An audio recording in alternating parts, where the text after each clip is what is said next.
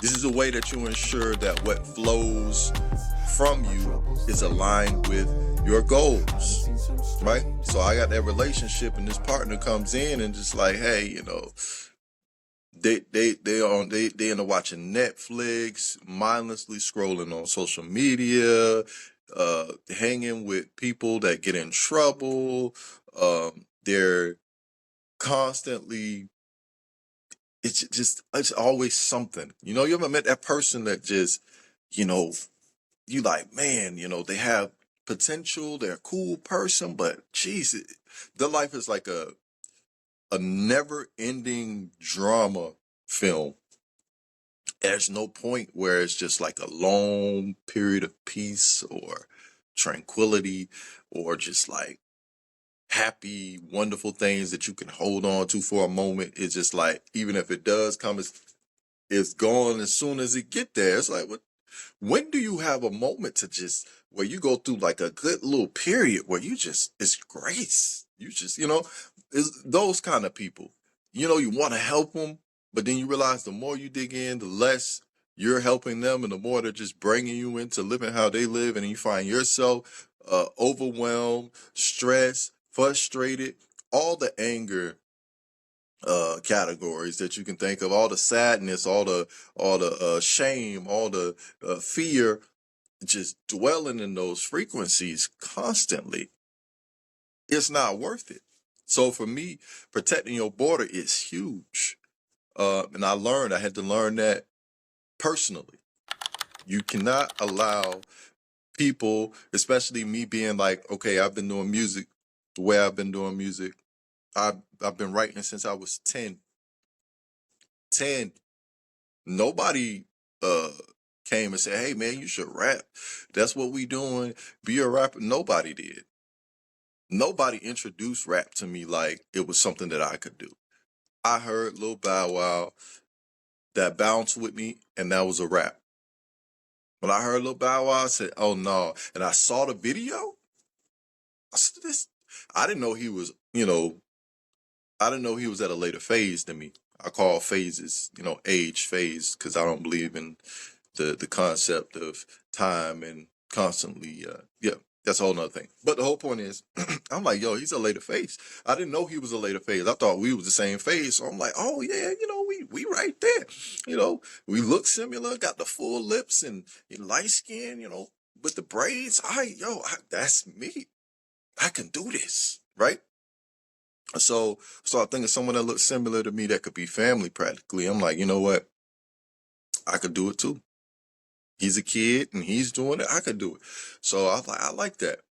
I went and wrote my first rhyme with a crayon. I say all that to say, um, doing music the way I've been doing it for as long as I've been doing it puts me in a position where I know the importance of protecting and guarding what's dear to you. Because you'll have a lot of people come up as an artist or whatever it is, you're an entrepreneur or a business owner you want to be, or whatever you want to be, like dreamed of being. Don't let nobody come in to your city, which is your heart and your mind, putting things in there that go against your goals. Oh yeah, you probably should just go to college and get your business administration degree or something like that, and just try to take care of yourself and live a because that stuff is it. People gonna always say, I went through my whole life with stuff like that. Although the talent was always there, I never had anybody that really opposed the talent. Like, oh nah, you ain't good enough. It was just always, yeah, but you gotta know somebody that knows somebody, and the chances, and you gotta focus on something. Cause I was so driven. But you gotta learn how to close that border. When you have people come into your life, and a lot of times they'll come as friends, they'll come as partners, they'll come as family. Um, and I won't say it's always malicious, like they're really looking to be mischievous or hurt you, but a lot of times they feel like it's their place to tell you that, all right, yo, them goals that you got going on ain't really where it's at for you. I'm concerned for you. So as a friend, as a family, as a brother, as a sister, I'm telling you, like, nah, you probably want to go ahead and do something else, right? You need to hang that up, right?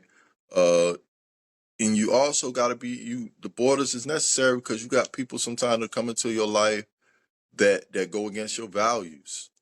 If I'm constantly telling myself every day, like, bro, I'm going to create a new value for myself.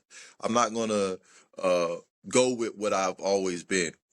Today is the beginning of many days to come, where I'm going to put forth the values that I desire, not the ones that I lacked in the past. Going forward, this is me. This is the new me. I'm valuing this. I'm this and that and that. And then you have people that you're cool with. As soon as you pick up the phone, as soon as you run into them, as soon as y'all hoop together, as soon as y'all go shopping together, whatever it is, however y'all congregate, automatically you can't blame them. They're going to go to what they knew. That's how they know. That's how they conversate with you. You better believe people talk about different things with different people. Like there's categories, unconsciously or consciously, there's categories. So they're going to go to what they used to talking to you about. And one thing that I had to cut out early was that what do you want to call it? Gossip. I had to cut that. That was like one of the first things I had to cut out because I didn't realize that as a teenager and stuff, like, you know, how that affects, like, your goals, how that affects your values, how to reflect on you, you know. So it was like always juicy and funny, like to hear people bring gossip, drama and gossip, like, oh, yo, you know what such and such said? Yeah, he was messing with such and such girl. And, oh, nah, for real, So y'all, you on the phone chopping it up. We on three-way, everybody, like, we having group conversations and conference calls about, all kind of hearsay, drama, background. Oh yeah, I found out such and such did it. What? Woo, woo, woo. And it started to become like a regular thing, man. I'm talking about I'm on the phone with like 3 people over here, and then I got somebody calling on the other line. A couple females calling on the other line. I'm just going through like a doggone call center agent, and it wasn't on nothing that was of the values that I desired to have. We have those moments, and we don't think that accounts for what's coming next. We figure this just a space that we can pause on our goals and values and just gossip and just, nah, man, that stuff affects where you're going. And the will of the Most High within you is decalcified even further when you operate like that.